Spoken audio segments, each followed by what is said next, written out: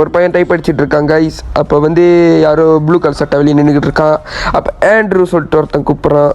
Andrew கூப்பிடுற போது இவன் என்ன பண்ணுறான், வெளியே போயிட்டு அம்மா கிட்ட போய் வெளியே போயிட்டு கிச்சனுக்கு போகிறான். அம்மாட்ட போய் கேட்குறான் லால்லாமனு. அம்மா ஆண்ட்ரூ ஃபினிஷ் ஹோம்ஒர்க் சொல்லிட்டு கேட்குறாங்க, பாடத்தை முடிச்சிட்டியான்னு. அப்போ சொல்கிறான் முடிச்சிட்டேன். அப்புறம் கிளாஸ் ஜெனரல் சொல்லிட்டு காட்ட சொல்கிறாங்க. காட்டும் போது வந்து காட்டுறான். அப்போ வந்து மிஸ்ஸிவ் டே பண்ணால எஃப் வாங்கியிருக்கான்.